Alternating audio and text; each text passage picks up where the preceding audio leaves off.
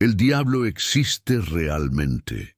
Esta pregunta compleja, que entrelaza la curiosidad humana con la fe, desafía tanto a la ciencia como a la Biblia. Muchos descartan la idea de una entidad maligna personal como un mito antiguo, mientras que otros la aceptan ciegamente sin un escrutinio profundo.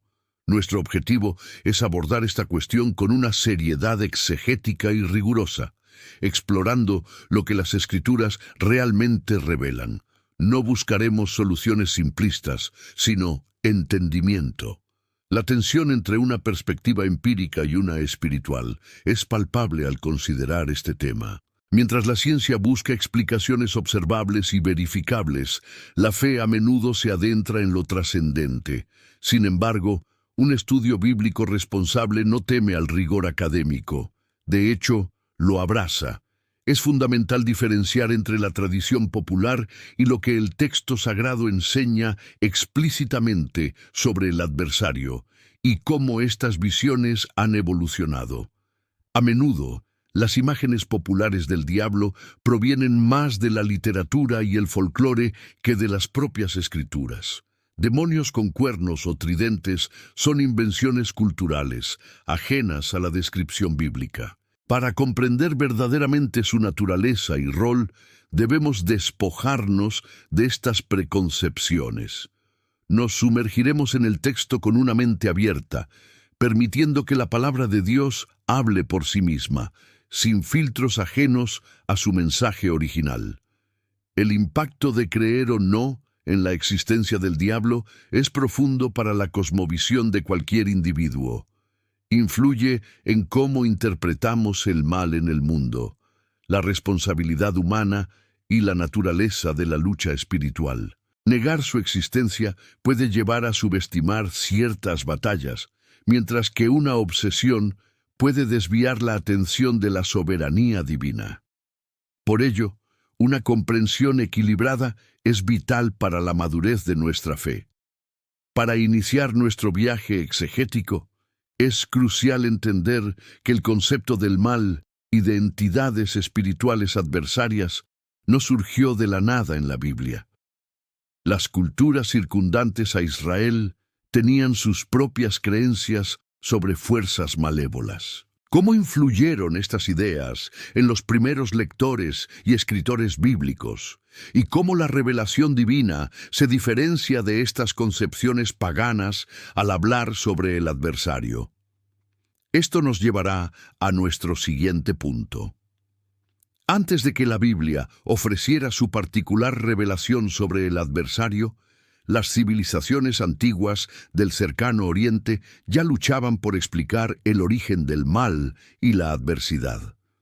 Mitos sumerios, acadios y egipcios poblaban sus cosmologías con dioses caprichosos o demonios caóticos que perturbaban la armonía. Estas narrativas reflejan una profunda necesidad humana de dar sentido al sufrimiento inexplicable y a las fuerzas destructivas que percibían en el mundo. El pueblo de Israel, inmerso en este crisol cultural, no fue ajeno a estas influencias, aunque su fe monoteísta ofreció una perspectiva radicalmente diferente. A diferencia de las religiones politeístas, donde el mal podía ser inherente a ciertas deidades o fuerzas cósmicas, la Biblia afirmó un único Dios bueno y soberano. Este marco obligó a una redefinición del origen del mal, que no podía emanar directamente de la divinidad perfecta. En los primeros textos del Antiguo Testamento, la personificación del mal, como una figura independiente y antagónica a Dios, no es tan explícita como lo sería posteriormente. A menudo, el adversario, o Satán, en hebreo, podía referirse a un agente humano, una tentación interna o incluso un ángel al servicio de Dios que probaba la fidelidad. El concepto fue evolucionando, reflejando una progresión en la comprensión teológica de Israel. La era intertestamentaria, entre el Antiguo y el Nuevo Testamento, fue un período crucial para la consolidación de la idea de un Satanás personal y maligno. Influencias persas, con su dualismo cósmico, pudieron haber contribuido a esta clarificación, aunque siempre dentro del monoteísmo hebreo. En este tiempo se desarrolló una rica literatura apócrifa que exploraba la jerarquía demoníaca y la caída de los ángeles. Esta evolución nos muestra que la comprensión bíblica del diablo no es estática, sino que se desarrolla a través de la revelación progresiva de Dios a su pueblo. Entender este contexto histórico es vital para evitar anacronismos y proyectar ideas posteriores en textos más antiguos. Con esta base estamos preparados para examinar cómo las escrituras mismas, con rigor exegético, construyen la figura del adversario que hoy conocemos. Con el trasfondo cultural en mente, acerquémonos a los textos bíblicos clave. La primera aparición significativa de una fuerza maligna se encuentra en Génesis 3, con la figura de la serpiente. Es un engañador que siembra la duda y la desobediencia, llevando a la caída de la humanidad.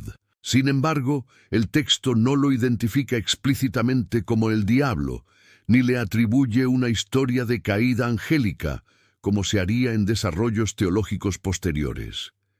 El término hebreo Satán aparece en el Antiguo Testamento no como un nombre propio, sino como un sustantivo común que significa adversario o acusador.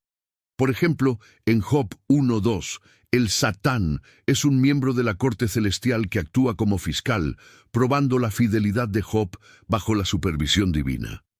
Su función es desafiar y acusar, no como un oponente directo de Dios, sino como un instrumento en sus manos. Pasajes como Isaías 14 y Ezequiel 28, que hablan de la caída de un rey terrenal, de Babilonia y Tiro, respectivamente, fueron posteriormente interpretados como una alegoría de la caída de Satanás de su posición celestial. Aunque estas interpretaciones son populares, exegéticamente, los textos se refieren primariamente a figuras humanas orgullosas. Atribuirlos directamente a Satanás requiere una lectura secundaria que el texto original no exige. La ciencia de la hermenéutica nos enseña a respetar el contexto literario e histórico de cada pasaje. Esto nos permite apreciar cómo el concepto del adversario se va perfilando de forma gradual, sin forzar interpretaciones. Es un proceso de revelación progresiva que culmina con una comprensión más clara en el Nuevo Testamento, donde su figura cobra una identidad más definida y maligna. ¿Te está resultando fascinante este viaje a través de la Biblia y la historia? Si estás aprendiendo algo nuevo o te sientes desafiado a pensar más profundamente sobre estos temas, te invito a darle a me gusta y a suscribirte al canal. Tu apoyo nos ayuda a seguir compartiendo verdades bíblicas con rigor, pues entender estas raíces es crucial para luego ver su manifestación completa. Si el Antiguo Testamento introduce al adversario de forma velada y progresiva, el Nuevo Testamento lo presenta con una claridad inconfundible. Aquí, Satanás ya no es solo un título genérico, sino el nombre propio de una entidad espiritual malévola, el diablo, diabolos en griego, que significa calumniador. Se le describe como el enemigo de Dios y de la humanidad, el príncipe de este mundo que busca engañar y destruir. Jesús mismo se enfrenta directamente a Satanás en el desierto, resistiendo sus tentaciones y demostrando su victoria sobre el mal. Esta confrontación es fundamental, pues establece la autoridad de Cristo sobre todas las fuerzas oscuras. Además, en las enseñanzas de Jesús, Satanás es el responsable de sembrar la cizaña en el mundo, Mateo 13, el padre de la mentira, Juan 8, y aquel que busca robar la palabra de Dios del corazón humano. Los apóstoles, como Pablo y Pedro, también advierten a los creyentes sobre las maquinaciones del diablo. Pablo lo describe como el Dios de este siglo, 2 Corintios 4:4, que ciega el entendimiento de los incrédulos y lucha contra los hijos de Dios. Pedro exhorta a estar sobrios y vigilantes, porque vuestro adversario el diablo, como león rugiente, anda alrededor buscando a quien devorar. 1 Pedro 5:8. El libro de Apocalipsis, con su lenguaje simbólico, presenta la batalla final entre Cristo y Satanás, culminando con la derrota definitiva de este último. Aquí se le identifica explícitamente con la antigua serpiente de Génesis 3, el dragón y el diablo. Esta conexión bíblica legítima ata cabos, mostrando una coherencia temática a lo largo de toda la Escritura sobre el origen y el destino de esta fuerza maligna. El Nuevo Testamento no solo confirma la existencia de una entidad personal del mal, sino que también revela su naturaleza, sus métodos y, crucialmente, su destino. Esta comprensión completa es esencial para una aplicación práctica de la fe en la vida moderna. Nos permite entender que, aunque poderoso, el adversario tiene un límite, y su final ya ha sido sellado por la obra redentora de Jesús en la cruz. Entender bíblicamente que el diablo existe realmente, y su papel, más allá de mitos y ficciones, tiene implicaciones profundas para nuestra vida. Nos ayuda a reconocer la fuente de muchas tentaciones y conflictos espirituales, sin atribuir todo el mal a él, pero tampoco ignorando su influencia. Nos permite discernir la batalla no solo contra carne y sangre, sino contra potestades espirituales, como enseña Efesios 6.